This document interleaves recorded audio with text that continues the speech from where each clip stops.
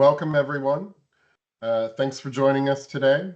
Today, we're going to talk specifically about one of Mavenspire's super friends, scale computing. Now, if you haven't heard us talk about our super friends before, anybody who does technology knows that it takes a village, right? Regardless of what the problem is you're trying to solve. And Mavenspire is an organization that's been around for more than 25 years, has learned along the way that you're as good as your friends and people. So we call our friends the super friends because truthfully, when you actually sit down and write out all the things you accomplish in a week, sometimes it is kind of magical what we all get done, but sort of assume it's like the everyday for everyone. And so today, our super friend scale is here. Now, you may have noticed over the last couple of years that there have been some changes in virtualization land. A few of you may have noticed that VMware got acquired by a company named Broadcom, which is actually a very big company.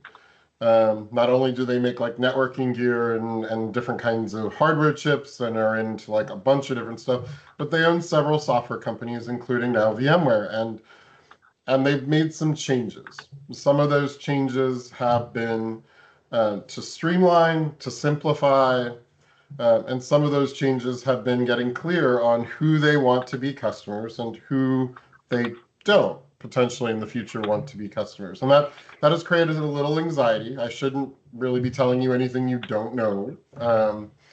But Scale is one of our super friends, one of our partners who has been in this space for a long time and has a certain take on it, which, we were just joking right before we started recording that for them, it's like Tuesday or Wednesday to talk about this stuff because they've been doing this a while. But we wanted to bring this information out to all of you because we do get a lot of questions on what does life after VMware really look like.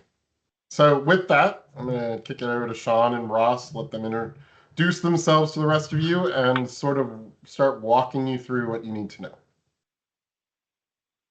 Yeah, Michael, thank you. Thank you very much. And thank you to the rest of the team at Mavenspire.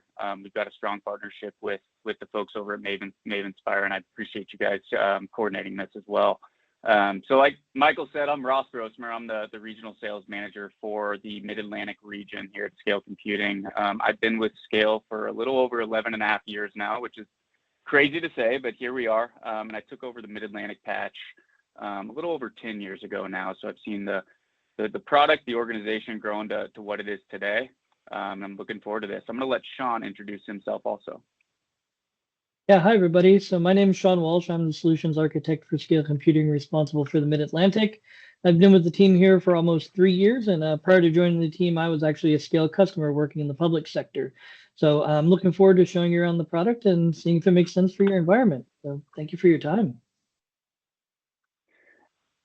What I'm going to do here, and the way I like to navigate through this and kind of presenting is I want to go through a handful of slides, right? I mean, I think the majority of folks listening in are going to want to see the feature set, how it compares to what they're typically using with VMware. But I also think it's important to kind of set the stage, kind of tell you who we are, where we've been, where we're at today. And hopefully by the time my slides are over, allow you to conceptualize what we're doing. Right? Because it is different, right? I mean, I'll never swing mud at VMware, right? I mean, there is we've always competed with them. We've always been an alternative to a third-party hypervisor since our inception, in 2008, and I'll go into that here just a little bit further. But there's a reason that they've been a tech giant for so long, right? However, I think kind of what Broadcom is doing and kind of changing some pricing models is an interesting business practice, to say the least, right? And so I'm going to go into kind of who we are, where we've been, where we're at today, and again, hopefully allow you to conceptualize what we're doing. I got the thumbs up. Guys, obviously with us being an alternative to VMware, it's a very busy time for us, right? But even prior to the acquisition of VMware by Broadcom, I think customers are really starting to look for an alternative to a third-party hypervisor, right? There's a better way to do it. There's a way to optimize the infrastructure that customers are running. And to me, there's two key reasons why scale computing and SC platform is unique to the industry. And the first reason is what I've already mentioned, right? We're an alternative to a third-party hypervisor, mainly VMware. Okay.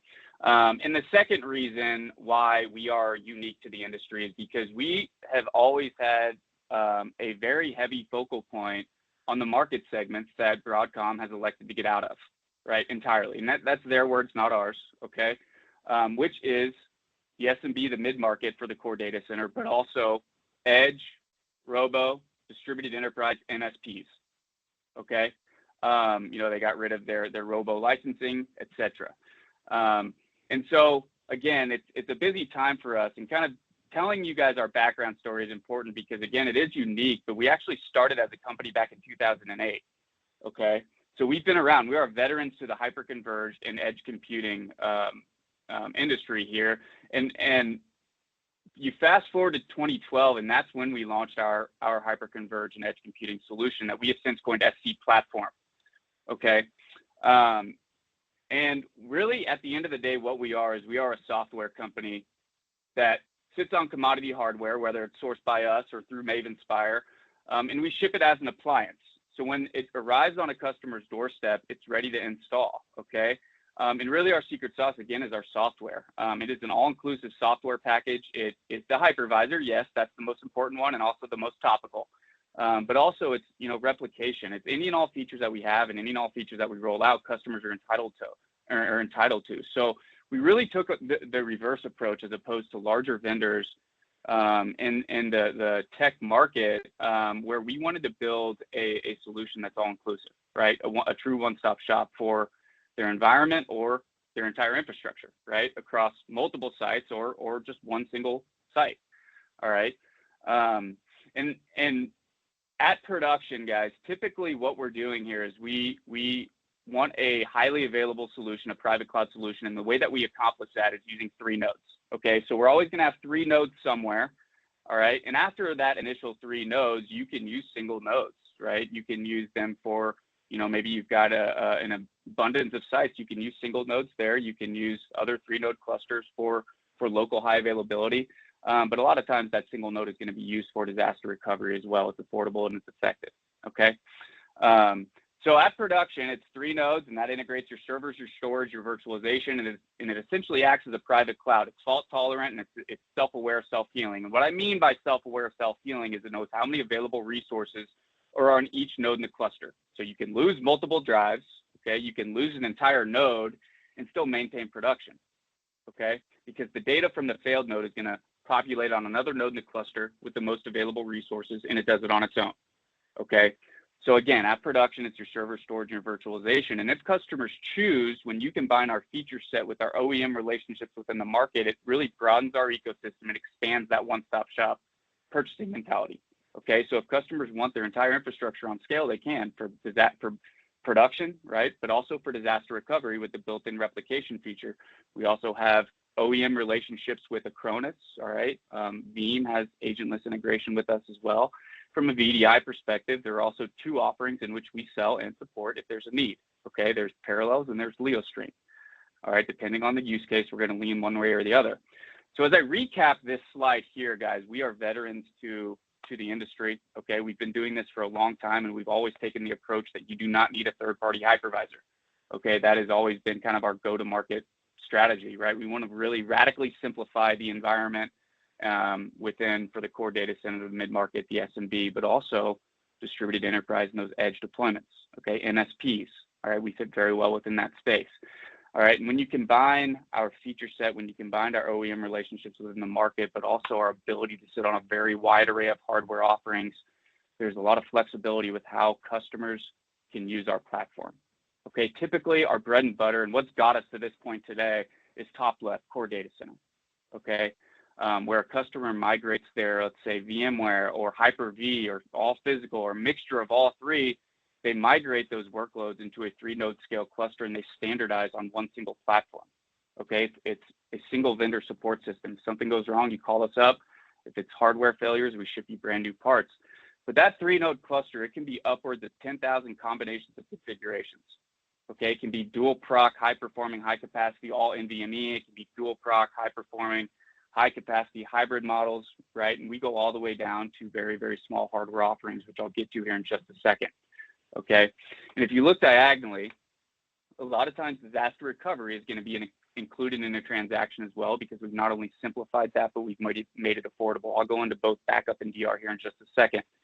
VDI, again, we sell and support. We also have dedicated pricing models and configuration lines for video surveillance as well, where we act as the storage, and after that, what VMS do you want to work with?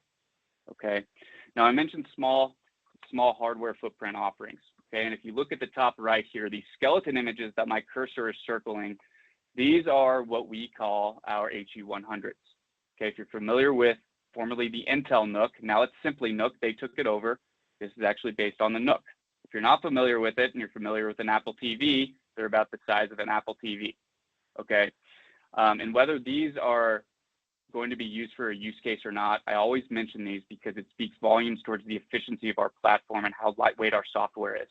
Okay, no other hyperconverged vendor in the market can sit on a hardware offering this small, and this is why we are so effective in use cases that have remote sites or MSPs, right? Edge deployments, which we consider MSPs edge, all right? And so these are typically going to be used for smaller deployments or gas stations, retail, grocery store chains, banks, right, with a bunch of branches, things of that sort. They can act as standalone, but if you want local high availability, you can cluster them together for local high availability. All right. So when you cluster them together, they're about as tall as a Coke can, right? So it's impressive. And this is a good segue into a key differentiator of ours, which is our patented architecture, and can be seen here on the right, where the VMs run directly off the shared storage. Okay. What this means is we don't cannibalize resources to manage our hardware. All right. And again, this is a key differentiator here. This is a highly efficient architecture, and where we're highly efficient is within the IO path. And the green line here highlights that. Okay. There's less latency, there's less data hops within the IO path, and in turn, our hardware requires far less resources to manage it. Okay. And this allows us to sit on a very, very small hardware offering, hardware footprint, but it doesn't prohibit us from going to very large, high performing, high capacity nodes as well. Okay. Contrary to what we're doing, most, if not all anymore, hyperconverged vendors are running what we call a virtual storage appliance, or a VSA. There's various terms for it throughout the industry, but we call it a VSA. Okay, and I'm not slinging mud. I'm not saying this is the wrong way to do things. Okay, but when it was launched a few weeks apart from us back in 2012, it was really tailored more to the enterprise type of customer. Okay, as you can see within their IO path, which the red line here highlights this, there's more latency and data hops within the IO path. It requires a controller VM as well, and in turn, their hardware requires far more resources to run it, right? So customers are having to buy a bunch of overhead that they're never going to be able to use. It goes to their hardware. Okay, with us, customers are able to get the most bang for their buck with the resources they purchased. Okay, so I wanted to outline that real quick, and then kind of transitioning real quick to backup and DR. I'm really going to hone in on DR more so than backup.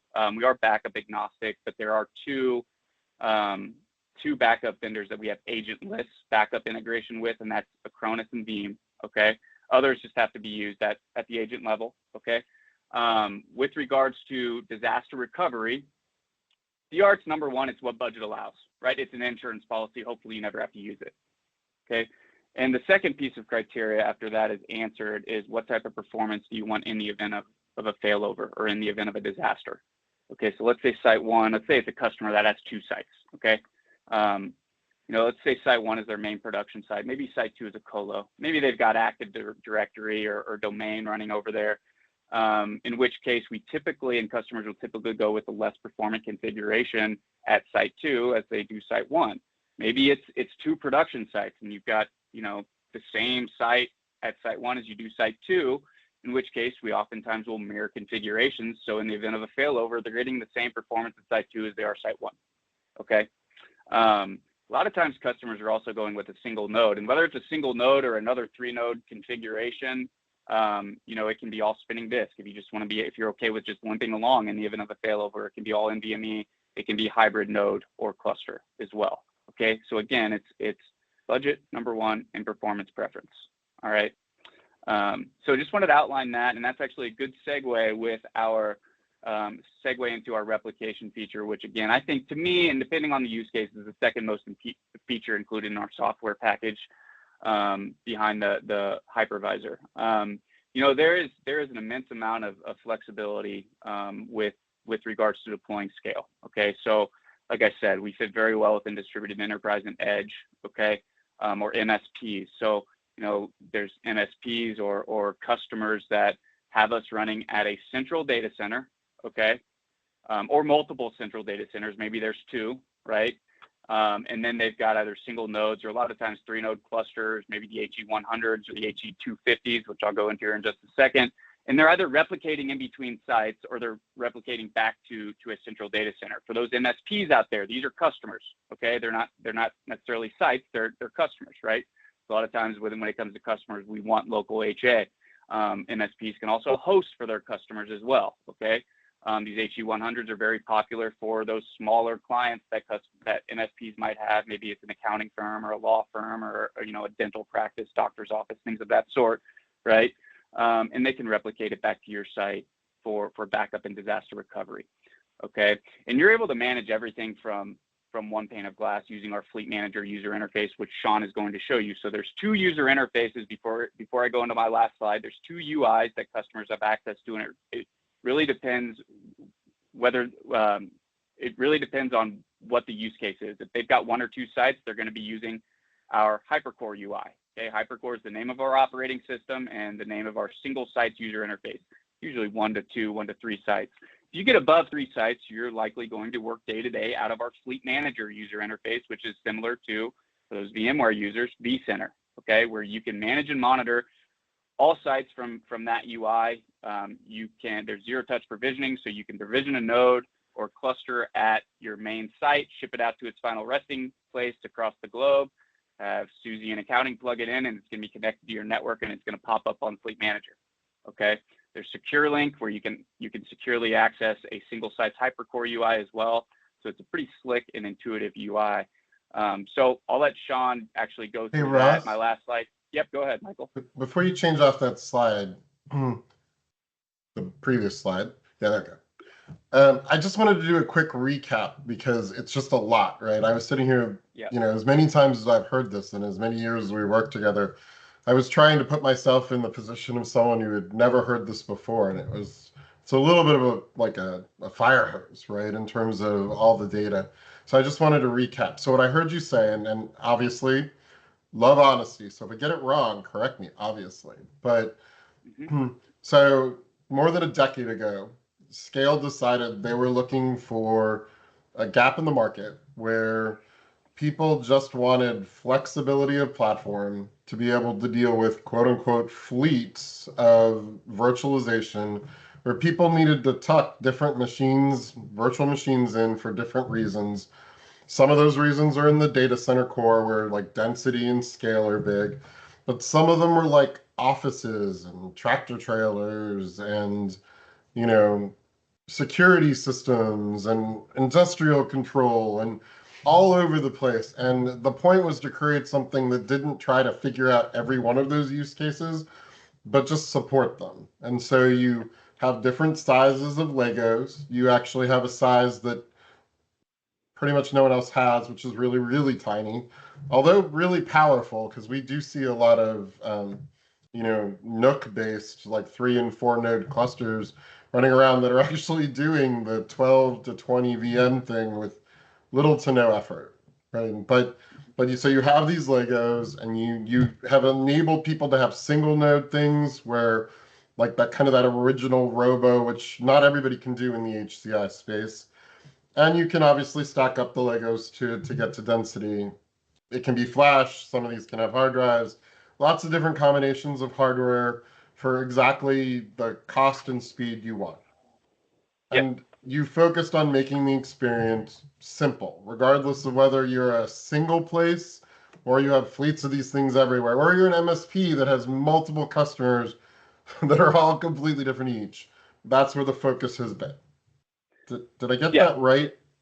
Yeah, 100%. I appreciate you jumping in there as well. I kind of, it's muscle memory going through some of these slides at times. But we've always really focused on market segments that haven't received the necessary attention, again, from the larger vendors, right? And that includes the mid-market SMB, but I think more importantly now is these edge use cases, right? MSPs, distributed enterprise. And our core values are, number one, simplicity, right? But also high availability. We don't want downtime. We don't want our customers to have downtime. And a lot of customers look at, oh, well, maybe I just move it to the cloud, right? Well, what you can do with scale, especially when you've got an abundance of sites, is build your own private cloud across many sites, right? And it's a single vendor support system. And again, minimizing downtime and high availability is super important to us, as well as scalability and affordability also. But so we found a hole in the market, both with the SMB and the mid-market, right? Because, those customers really they want it to run, right? It's important that they just want it to run, they want it to work, and that's what scale does, right? The feature set is there, and Sean's going to show it to you, right?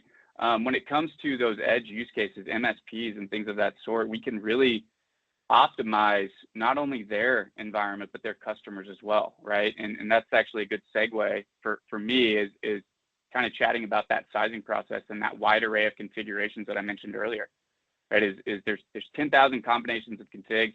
And again, Michael and team, right? Whether you source it from us, we can ship it, but Michael can also source it as well, right? And so there is so many configs where one advantage that we have, and we size out for customers that are moving away from VMware, is we have the ability to see what they're using out of what they have, right? And that's really important for some of those customers that might be way over allocated on cores and they're being charged for them, but they're not using but a fraction of them, right? And we're able to see that within the sizing process. There's high performing, high capacity HC 5000, HC 3000 nodes. And then again, we go very, very small as well. Now the sizing process for us, we always want to keep it interactive, or as interactive as customers and Maven Spire would like it to be, okay? And we really look at, again, resource utilization and allocation. What do you have? What are you using? We look at IOPS. We want to look at network throughput, workload concentration to really determine the storage layer as well. And those main metrics really help us take the 10,000 combinations of configs and recommend maybe a couple for production, maybe a couple for disaster recovery, right? If you've got multiple sites, we can plan out for that as well. Or if you're an MSP, we can look at a specific customer and size out accordingly as well, right? And so my point with all of this is Sean in particular does a really good job of optimizing configs from a performance and financial standpoint, right? We measure twice, we cut once. So we'll build a couple recommended configurations up front. And if we need to make any changes, we can do that on a sizing review call, right? So again, we want to keep it interactive, right? We're going to give the pros and cons of each option. But the purpose of the sizing review call is to really hone in on one, right? Hone in on one configuration and work off that. All right. So with that, I think that is all my slides. I've kind of went over my typical time frame that I do, but I'm going to toss it over to Sean. While I'm doing that, Michael, do you have anything you want to mention? Yeah, I was just going to call out two things. One that I forgot to mention the first time I was summing up. You said it, but I don't think everybody heard it. So Scale is an international organization, which means if you are an organization that has an international office, a Canadian office, or you're headquartered internationally and you're the US operations, Scale can be in all of those countries and still provide support and logistics and all of that fun stuff. So like if you were thinking that, having never heard of Scale, that you're only talking about somebody who can help you in the US, that isn't true. So I just want to make sure that came across clearly for people. And then the other thing that, it's so funny, like Scale has always sort of been concerned about getting the sizing right and the hardware right as part of the process. And some of it is technical perfection and some of it is like getting like all of those options cut down. But I think there's a lot of people out there that are used to the pre-cloud licensing models where everybody was dealing with the socket. And so there used to be kind of this design paradigm where you were trying to fit the biggest thing in the socket you could under whatever limiters were in a license so that you wouldn't get burned. But the last 3 years, there's literally nothing that isn't core-based anymore. So if you buy the bigger processor for headroom, you're going to pay on every layer of your stack for those cores. This is a shock to the VMware people because it's new, right? But it's not a shock to the Microsoft people or any of the other people who are counting cores or using Scalar Cloud where they're counting cores forever now, right? Basically. So the process, when we first got involved with Scale, it was so funny because we were sort of resistant to it, to be honest. We were coming from this model of sockets, and they kept asking us questions about cores and our vtools, and we were like, you cannot take our cores from us. We must have spare headroom. And we finally realized that what they were trying to do, what Scale is trying to do, is just make sure you're in the box with the right headroom that isn't obscene in side effects later.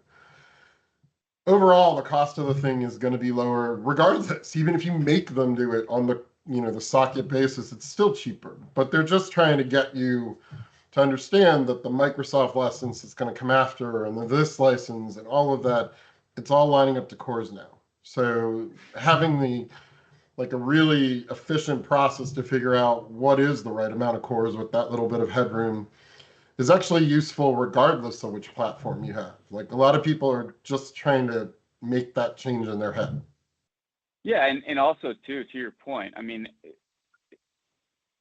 core performance is also very important to us as well, right? And that's something that we always look at when we size out. I mean, maybe we can shrink the amount of cores, but these are higher performing processors, right? And so that's all something that we take into account when we build out these configurations, and we've got a pretty clean process to do so. And I always tell customers there's two ways to purchase Scale, right? I mean, the first way is if you know your expected growth rate over, let's say, 5-year period, right? We'll build a configuration that's going to accommodate that growth or lack thereof. Maybe it's a stagnant environment, right? If you don't know your expected growth rate and you experience growth in year, let's say year 2 or 3 of deployment, it is easy to pun intended scale your environment as your environment grows, right? And one thing that separates us from the competition is our ability to mix and match nodes when that time comes, okay? Meaning, when it comes to CPU and storage, it requires a node add, right? But our ability to mix and match nodes and really leverage Moore's law allows for customers to optimize that node add. So if you need a node with faster clock speeds and higher end CPUs, you can add that in. If you need a node with more storage performance or just storage capacity in a hybrid model, you can add that in as well. Okay, the caveat with storage is we don't want the total amount of storage in that node add to outweigh the total amount of storage in the cluster. It throws the quorum off, and that's something that we're always mindful of. But you can really optimize a node add, and as new components hit the industry and in turn hit our chassis, you can add those in, right? So again, you can leverage Moore's law. Okay. So the power of the Lego, right, is working for you. And in your case, correct. Like, some people, you define your Lego and that's it. Like, you're going to be using that size Lego until the next generation. And in your case, you can have your first wave Lego size and then have a different one for the next wave. And though it will make people's brain hurt, like, sometimes you can have one Lego of a different size and it still works with the other Legos. And sometimes you might need a couple to make it all even out. So nobody wants hotspots or failures in HA or anything like that, but it can be done, where many times in other places it cannot.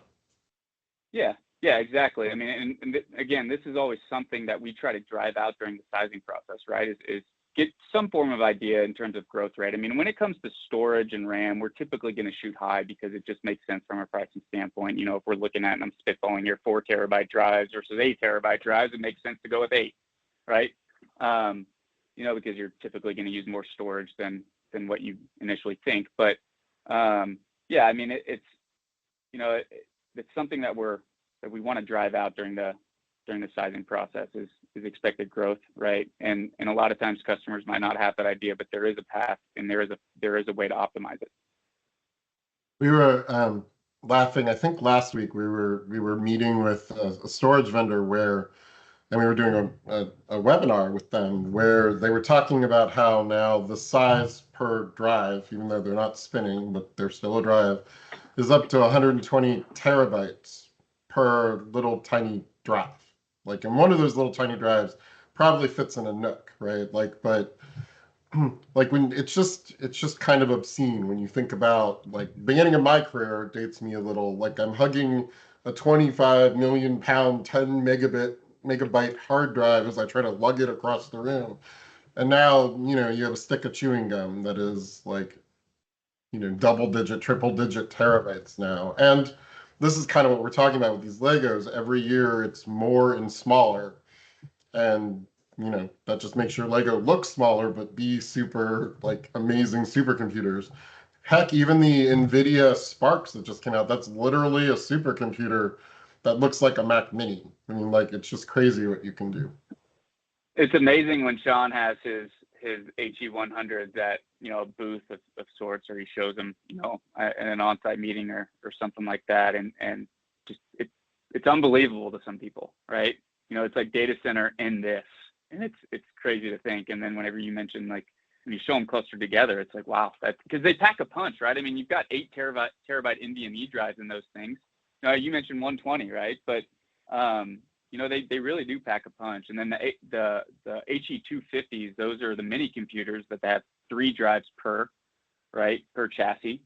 And those I love those, right? It's NVMe storage, right? And it's, you know, the performant processors as well. And I think they go up to 96 gigs of RAM per as well. So, I mean, those things are also beefy for the size, right? So it's interesting you mentioned that, because it really is, I mean, mind-blowing to some people. We had an installation recently that was also mixed with a SASA vendor. So, you know, the traditional firewalls replaced with, like, they call them sockets, but like they look like little tiny Mac Minis, right? And we put that in a scale stack, you know, into a rack that it was used to have, like, you know, 1U, 2U kind of stuff. And it was like 2 shelves, and it looked really kind of cute. And you're not really supposed to refer to a data center as cute. Like, there's some, like, rule against that somewhere, but it just kind of looked cute that it was all, like, right there together. And yet it's like twice as performant of the thing that it replaced. And that's always the mind-blowing part about technology, how much it advances and shrinks all at the same time. All right. Agreed. All right, Sean, sorry, I took you down memory lane. All good. All right. So let me jump in here. Let me share my screen. All right. All right. So I'm going to start here. This is our Fleet Manager user interface. It's our cloud-hosted management and monitoring platform for all of your scale deployments. When you first log in here, well, first it's hosted by us at fleet.scaleandcomputing.com. When you log in, you're going to be presented with this dashboard here. You're going to get a breakdown of all the health statuses of all the clusters in the environment, all the different firmware versions that all the clusters might be on. And then down here, any current conditions impacting any of the clusters, sorted by severity first with the ability to search through that. So if anything needs your attention, you'll see it here. If you are co-managing an environment with your customer, if they have multiple sites they want to bring you along, you can switch between tenants here, so they can invite you to their Fleet Manager tenant if they want to co-manage with you. Under our cluster view here, this is going to be a view of all of the clusters assigned to your tenant.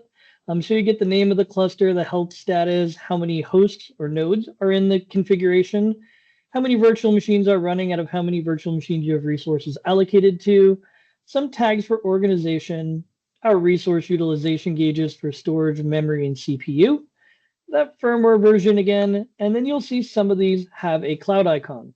This just indicates that there are firmware updates available, and you can kick them off right here in Fleet Manager without having to go into our HyperCore UI, which is that single site user interface.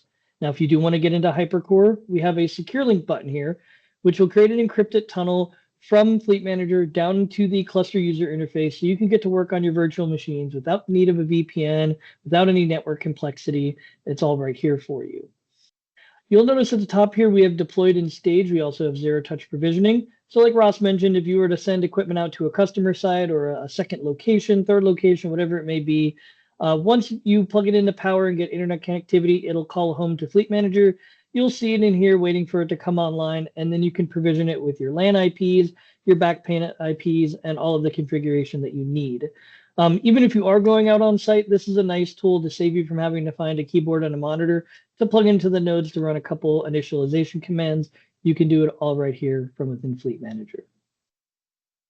Going back to my deployed tab, I'm going to find a different cluster here. So I'm going to jump into this cluster here. Under our details view, we're going to get a lot of the information up top we had on the other view.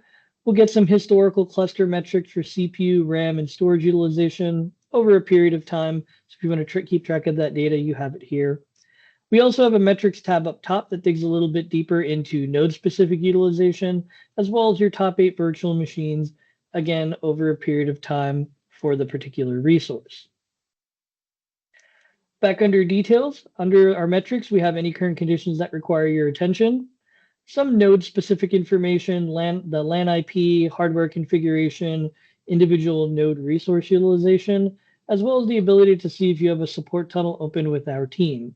I'll talk a little bit more about support tunnels later, but just know you can see if you have one open here. And then down here, we'll get a breakdown of all the virtual machines that have resources allocated to them, their name, their description, their tags, everything that you would configure within HyperCore for that virtual machine. Over here, you'll see we have another secure link button, which will create an encrypted tunnel and drop you right into that virtual machine console window. So you can get to work on that VM while you're on the go. Under our node view, this is going to be an aggregate view of all of the nodes, all the physical hosts across all of the clusters. And this view is nice if you're doing asset management, lifecycle management for yourself or your customers. You're going to see asset name, model number, serial number, when we shipped it to you, and all this other information here. Under our VM tab, this is just an aggregate view of all of the virtual machines across all of your clusters. So if you're managing multiple locations, maybe you tag or name your VM like a domain controller here. You can see my colleague has one domain controller running on this cluster and then one powered off over here. I could jump in between these console windows and manage those virtual machines without having to go into each individual HyperCore UI for that site. Our deployment tab, this is a beta feature that will be coming out soon, but I think it makes sense to show it to you. This is essentially infrastructure as code. If you find yourself deploying utility tools or applications out to your customers or out to the edge to a bunch of locations all at once, this will allow you to create a template, write that infrastructure as code, and then deploy it to all of your sites in a handful of clicks, making it easy to spin up whatever tools you may need to have if you find yourself creating multiple tools and virtual machines and workloads at those remote sites. Users, of course, we have the ability to create users, and we have a couple different roles here that can be tailored for what users can and cannot see and do within Fleet Manager. And then we can also hand authentication off to Google or Microsoft if you want to have them manage the credentials for Fleet Manager.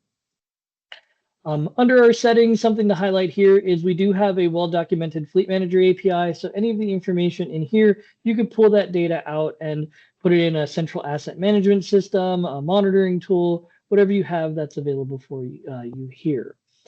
And that's my overview of Fleet Manager. Now I'm going to jump over to our HyperCore user interface and show you what a single site UI would look like. So this here is our HyperCore user interface. You can connect to this through Fleet Manager's secure link feature or any of the local IP addresses of any of the hosts in the cluster. You're going to get this same view here. In the top here, we have our cluster gauges for our CPU, our RAM, and our disk usage, as well as our storage IOPS and our network latency. If I click on this disk gauge, I get my storage details window. This first tab just shows me what am I utilizing my storage for? Is it for VM data or my snapshots?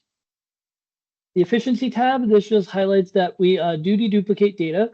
So as your data blocks come in and are saved to the physical storage, our block engine called Scribe, which stands for Scale Computing Reliable Independent Block Engine, will deduplicate the common data blocks for us. So if you're creating a bunch of Windows VMs, we're restoring that extra storage back to you from all the common data files and the like across your virtual machines.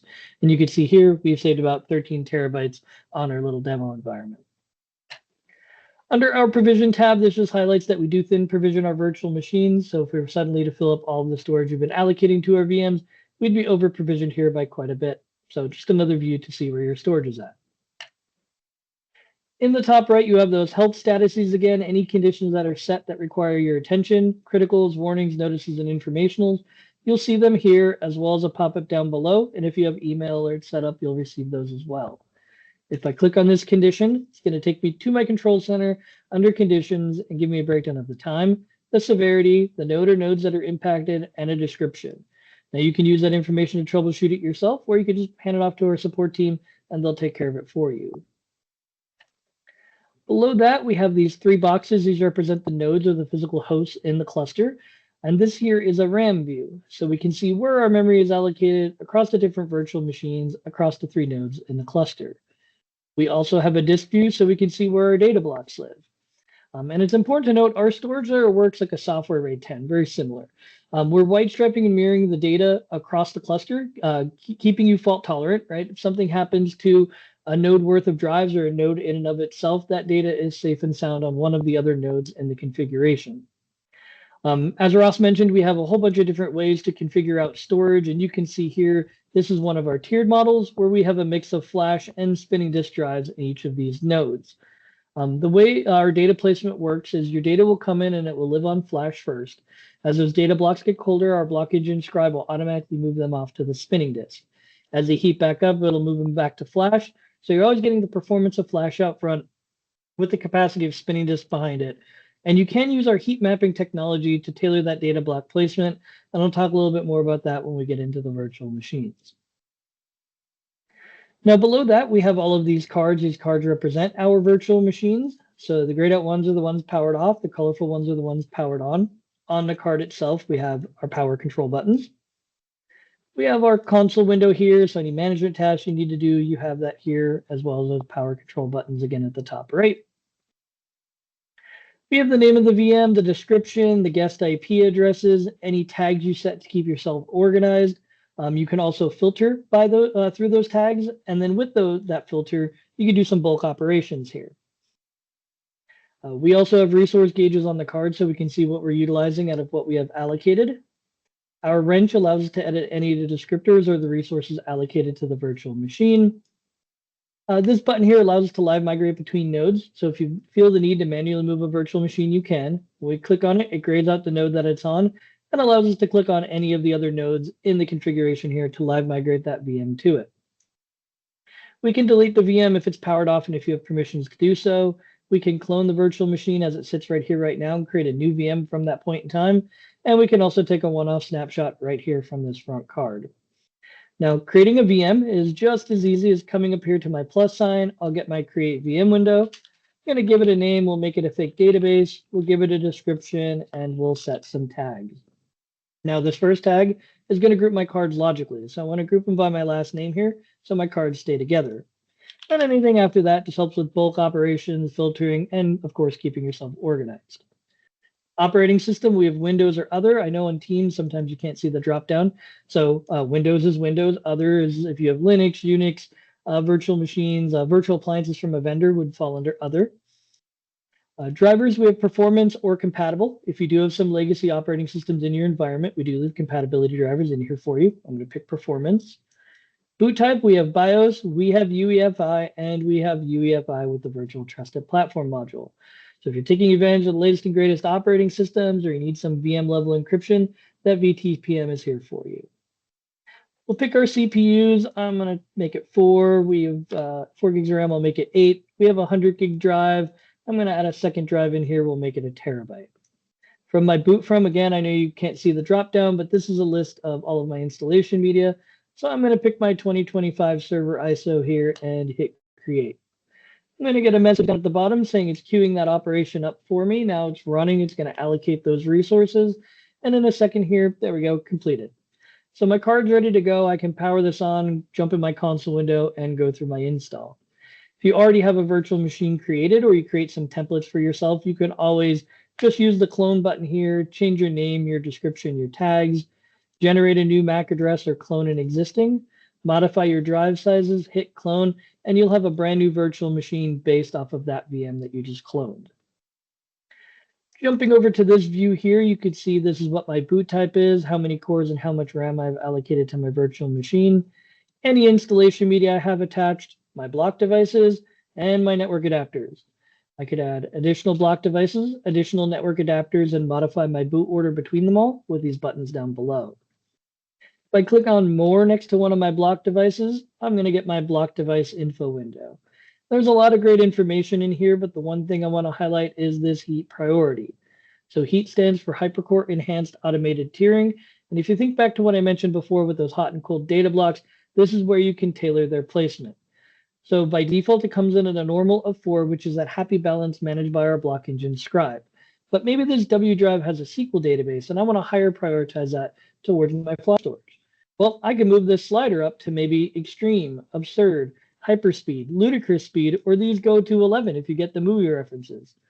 If we set this to an 11, the data blocks for this W drive here are going to be highest prioritized towards our flash storage amongst all the other data blocks within the cluster. Now, maybe this W drive here is just unstructured data you have to keep around for archive and compliance sake. Well, maybe you can move this down to low, very low, or minimum, and it will deprioritize those data blocks from your flash storage, place them higher prioritized towards the spinning disk, and leave your flash storage for your more workload-intensive applications.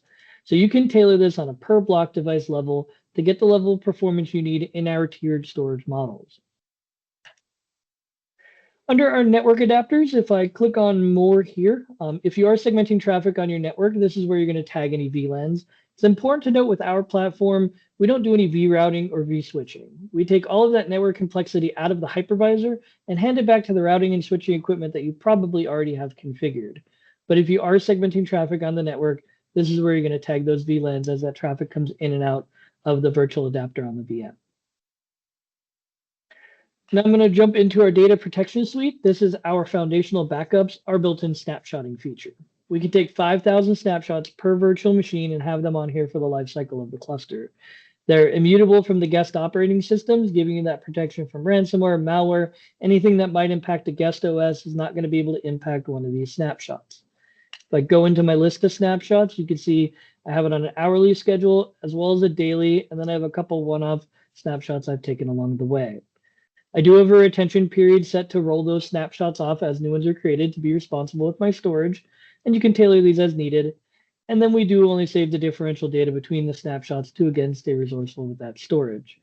But I can clone any of these out and create a new virtual machine from that point in time.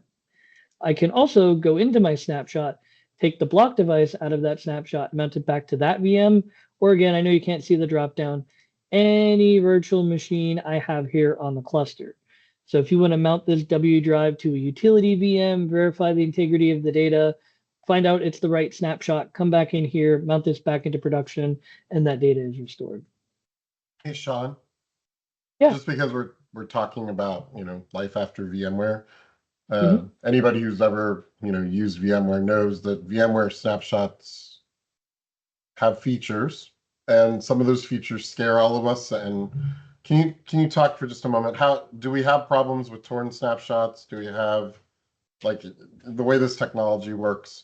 Is it really going to be a performance hit to have multiple snapshots? Is it going to be, some of the, I know we're all being nice, but some of the common problems that happen with snapshots in that platform, do they happen here, or is it, obviously it's a totally different platform, right? Right. It's totally different. And we don't have those performance issues here. Because the storage is local to the host, when it takes these snapshots, you're not going to have any of that, potential disconnect between storage layers or anything like that. And our snapshots are taken at the block level by our block engine, so you're not getting that performance hit on the VM side. You can sit here and be pretty aggressive with these snapshots and not have any issues there. It doesn't impact the live environment, and it's a really great process for taking those snapshots. And when you delete a snapshot, is there like a consolidation process that runs that slows everything down, or is it all like pretty quick and you don't really see it? No, it's really quick, and it again only saves the differential data. But if I were to go in here and delete this hourly, it will rebuild the ones around it to make sure that the data is consistent across snapshots. So, yeah, and it's just that quick, and it's cleaned up, and you're back up and running. You restored that storage back to you. Yep. And when that was happening, nothing else was going on. Like, production was still production, and life still moved on. Absolutely, yeah. Cool. Yeah. And then here you can see this is when my latest snapshot was taken right now. It's in process. It just transmitted it out to my DR node. And then here we can pick our schedule. Again, I know you can't see the drop down, but I could choose from any of them that we have created. I'll show you that in a second. But the most important part of this screen, in my opinion, is the ability to replicate these snapshots out to another site. So if I click on this, This is going to take me to the same UI that I expect, except this is just a single node that lives out in one of our other data centers. And if I minimize all of my tags, come down here to my Walsh section, here's all my snapshots safe and sound. So I can clone out each individually with the latest snapshot. I could go into my list of snapshots, take any of them that I have replicated over here, and you'll notice I have more hourlies and more dailies here than I do my production environment. Again, you can tailor this to get the level of protection that you need, but same rules apply. I can clone any of these out and have them running on this DR node. This is where the So if filter you really have like a compliance requirement to keep so many snapshots, you don't have to keep that on production. You can have that on the other side of the replication link and keep your production space kind of tight and ready for new production data. Exactly, and that's how we can tailor builds too, right? We can, shrink that production environment to what you need, and then maybe build up the storage on this disaster recovery node to really fit your protection goals, your policies, and such for that workload. And then here with the filter, this is where I can filter out based on my tag, and then through those bulk operations, I can come over here, hit clone, hit OK. It's going to clone out those snapshots for me, turn them into virtual machines here on this DR node. It already did one, and there's my other one. And then I can come back in here, hit power on. It'll say you're about to power on too. Hit OK. It powers both of those VMs on. And in a handful of clicks, I can spin up my entire environment in a DR scenario.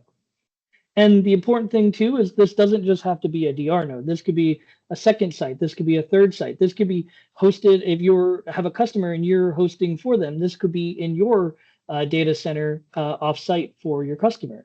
A lot of flexibility. Well, I kind of am picturing this kind of idea where, like, if you have like remote sites, like franchises or something, you literally could do a software upgrade by building it in the data center, using replication to deploy it out to the franchisees, and then turning it on the other site in just a few clicks. Is that legitimate? Am I like oversimplifying or? No, that's how you could do it. Yep, you would set up the other location as a replication target, replicate the snapshot over, spin it up, and you're ready to go. Yeah. And then real quickly here in the last few minutes, I want to show you our control center real quick, just to show you a little behind the scenes what we have going on. So we have a cluster log, anything the system's doing, anything any users are doing, and you'll see that here. And we also have a filter to filter out through that data. Conditions we already spoke about. Control, this is just if you're going to put a node in maintenance mode, shut a node down, or gracefully shut down the whole system. Media, is where you're going to upload your installation media. But we also have an uploaded disk images section down here. So if you have a VMDK, VHDX, RAW, QCOW2 image format, you could upload that virtual disk into here, attach it to a new or existing virtual machine, and have that running on scale. This is particularly useful if you have OVAs, virtual appliances from a vendor. You could extract that virtual disk, upload it into here, attach it to a new or existing VM, and have that running on scale. Remote clusters, this is where you'll see your replication targets for your snapshots if you have multiple sites or a DR node or a DR cluster. Remote support, this is our built-in remote support tool. So our support's 24/7, 365. You can call us, you can email us, and we even have a support chat button up here on the top right. You'll get one of our engineers on the line. They'll give you a 4 or 5-digit code, punch that into one of the available nodes and hit open connection. That'll create an encrypted tunnel to that support engineer so they can help troubleshoot any issues you're having. They can go over best practices, whatever you need them for, they're there for you. Then once they're done, you hit close connection and they can no longer get into the environment. Schedules, this is where you can configure your snapshotting schedules. And I like this business critical one as a pretty good example. So to the point of snapshotting here, we could take snapshots on a minutely, hourly, daily, weekly, or monthly frequency. We could choose to replicate them if you'd like to, or maybe you keep a particular frequency local. And then you can also tailor the retention. So 8 hours of hourly saved locally and 1 day of hourly sent out to that remote node. So whatever the RPO, RTO goals are, whatever an organizational policy dictates for a workload, you can tailor this to get the level of protection that you need. Settings, one quick thing to highlight here, we can leverage an OpenID Connect provider for authentication to the cluster. So if multi-factor authentication is something that you'd like to have, you could leverage Microsoft Entra ID, Okta, Duo, Google, etc., and tailor that here. You can set fully if you do set fully qualified domain names for your nodes, you can upload your certificate here. Updates, when there is an update available, you'll see it in Fleet Manager. You'll also see it up here by your cluster name, and you'll see it in the control center. It'll show you what versions are available, a brief description, and a link to the release notes. If you have questions about features, how this may impact your environment, please reach out to our support team. They'll be more than happy to work with you. They can sit down, talk through your environment with you, talk through features. They're even willing to have eyes on the update process if you'd like them to. But the best part about our process here is it's not interruptible to your workloads. The way it will work is it'll take these VMs off of the first node, live migrate and balance them across the remaining nodes. Bring the first node down, patch it, bring it back up, and when our Autonomous Infrastructure Management Engine, also known as AIM, determines this first node is now healthy again, it will rebalance the virtual machines and then repeat that same process for every additional node in the cluster. So at no time are your workloads down, users accessing the system are none the wiser. When I was a customer, we used to kick these off over lunch during the week just because we were in the office and it saved us from having to come in on the weekends and do patching, and nobody was ever the wiser. So quick and easy way to stay up to date with all the features, the functionality, the security patches that we bundle up into that firmware package. And then user management, of course, we have the ability to create users and we have a couple different roles. Read only is as it sounds read only. Admin is full access. And then we have customize. So if you have a junior admin on the team or you're co-managing an environment with a customer, you want to make sure they can get snapshots and replication working, but maybe they can't change cluster settings or shut it down. They can create netted VMs, maybe they can delete them, and they can manage power controls. You can set that in here for their role. And then I'll leave off here. We pride ourselves on making a solution that's very simple and easy to use. We don't want you to have to worry about the hardware. We don't want you to have to worry about the infrastructure. We want you to worry about the applications and the workloads that you're running on our platform that mean the most to you and your organization or your customers' organizations. But if you do have some advanced functionality needs, we do have a well-documented REST API. We have a whole bunch of Red Hat certified Ansible playbooks if you want to do automation and deployment type tasks. We have, Leo Stream and Parallels that we sell and support for VDI uses REST API to scale up and scale down pools of desktops. Acronis and Veeam use our REST API to take our scale snapshots, turn them into their backups, and send them off to wherever you need them to be. So there's a lot of power under the hood if you have the need for it, but we like to keep things very simple and easy to use from a user interface perspective. And that wraps up my demo. So I appreciate you taking the time and listening to me talk. Thank you very much. So it's interesting. I was trying to think through, you have two different interfaces, right? One that is the fleet scale, the global view scale. I don't think VMware really has an equivalent of that except Director, and a lot of people never got to that level to do like Cloud Director or whatever. And then you have the per cluster, which might be considered like similar-ish to vCenter, but it's kind of weird, right? Because vCenter technically could see multiple clusters, maybe, whether you did it or not was another thing. And then you have that like per host one in VMware, which you could do some things for, but you couldn't like vMotion and stuff. So in the scale world, you have the like globally can get to it from anywhere kind of thing with security. And then you have the one that's like the workhorse that I can see my cluster and all the operations within. It's actually been a really interesting experience for us to show this to people, because the people that we think might freak out the most, like, oh my God, it's changed, are the ones that are just so comfortable with that idea. Like so fleet is if I'm not like it's for a remote site or I'm out of the office or whatever. And cluster is if I'm like sitting in the same building or if I'm doing something with the VMs. Like they get it more than we did. We spent like 20 hours thinking about what to say when they were like, but they never did. They were like, yeah, that makes sense. And called it a day. I think the replication actually reminds me a lot of like SANS. Like the simplicity people got to for SANS, a lot of it went away when people went to like software-defined HCI because they just couldn't bring those features with them, but you did. So now set up a schedule for snapshots with replication and just call it a day. Don't have to think about it too much. Very simplistic how you do it, but very complicated under the covers on how it works, which I like. I like it when people don't have to think too hard about it. They just have to like trust the magic, right? Absolutely. Yeah. So I guess the biggest question I have about it is, what did we not cover? I feel like there's something, but now I'm like racking my brain on it. What was it? Oh, you know what? I just thought of it. So, okay. So this is life after VMware, right? We're not choosing the Apple experience of the Broadcom world. We're choosing to make a difference. How do I get my stuff over? Yeah, great question. So we have quite a few tools that make it easy getting migrated to Scale. The most popular one is called Scale Computing Move. It's made by OpenText, formerly known as Carbonite. And the way that tool will work is you point it at your existing environment, you point it at Scale, and it will replicate the data blocks. You create the framework of your virtual machines, your 4 cores, 8 gigs of RAM, and then it will replicate the data blocks from your existing environment to Scale.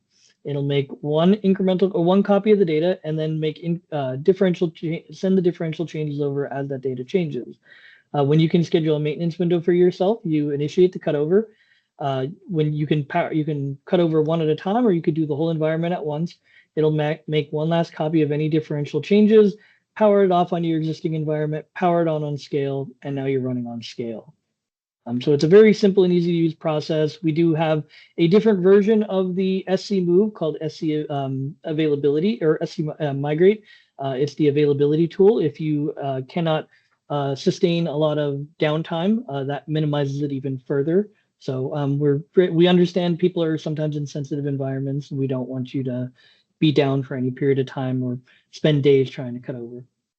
So every now and then I'll have somebody ask me, who's OpenText? And, you know, I actually joke with those guys that I don't know who came up with the name, but really, like seriously, like maybe not the most descriptive name in the universe. But if you don't know, OpenText really just owns everything. So it's one of those companies over the years that's acquired all technology. We first met them because Mavenspire 20 years ago was one of the top Novell NetWare resellers in the country. And Novell's technology is owned by OpenText now.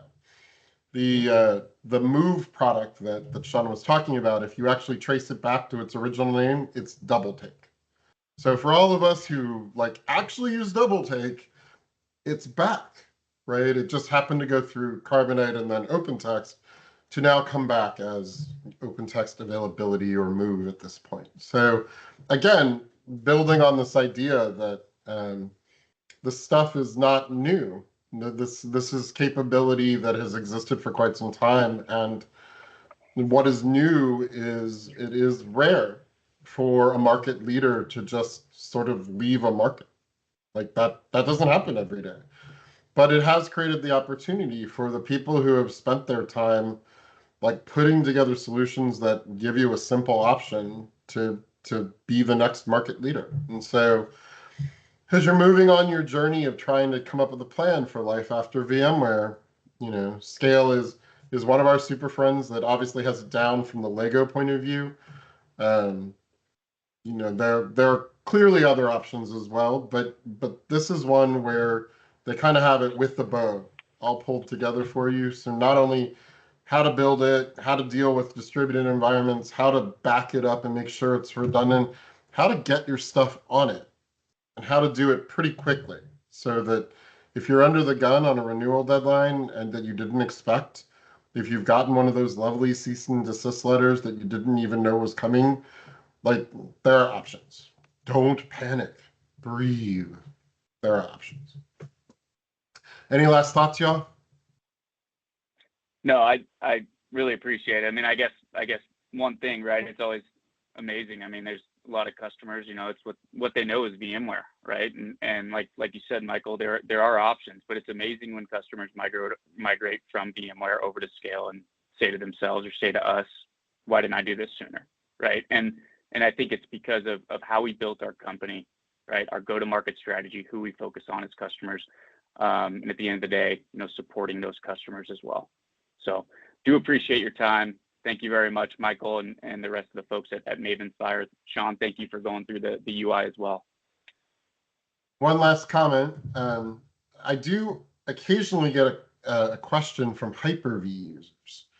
So it used to be in Hyper-V world, anybody who's ever used Microsoft clustering knows that it can be a challenge as you start adding nodes into Hyper-V environments. And their plan used to be, if I outgrow it, I would just go to VMware. What do I do now? And, you know, just to draw the picture for people, the same options for what to do if you're VMware and you need to move off actually exist if you're scaling on Hyper-V that is an Azure stack and you need to move on. Sorry, I hit the mute button somehow. I don't even know what I hit to cause it. So just be aware if you're trying to transition platforms. We actually have a lot of options currently, and it's a little bit of a thank you to Broadcom. Like a lot of people were not trying to fight the virtualization wars again. It was more like on-prem versus scalar cloud, who, by the way, if you look, use some of the same virtualization technologies under the covers. But thank you, Broadcom. Like, it's given everyone an opportunity to rehab this conversation, not in the form of a war, but in the form of, like, what's the best fit for you? Sean, any last things before we jump off? No, I appreciate it, and would love to have a conversation with anybody who'd like to have a further conversation. Dig a little deeper. Well, guys, if you want to see potentially Sean in person or Scale in person, and you haven't heard about our December event, you should reach out to somebody at Mavenspire. Go look at our social media. We picked a cool venue, and of course, it's all about charity and giving back. It's that time of the year for us. So some of our super friends will be there. So if you really want to see what a Nook looks like in real life, they usually have one hanging around with them wherever they go, because it's like tiny, so they can carry it. I remember when people used to have to demo 5-node clusters. It's not a giveaway, though. It's oftentimes. Oh, I didn't say you could take it. I just said you might have one on you. We've had some people at the booth ask if it was a giveaway, they could take it. And we're like, no, that's a data center. Honestly, I just am remembering the days where we had to all carry around like equipment to carry the 5-node clusters to get them to like the demo centers, and now it's like it's a Nook. Like, it's not that hard. All right, well, thanks everyone. The crazy part, but yep. I really appreciate everyone's time. I hope this was educational and enjoyable, and I will see you all in the next cycle.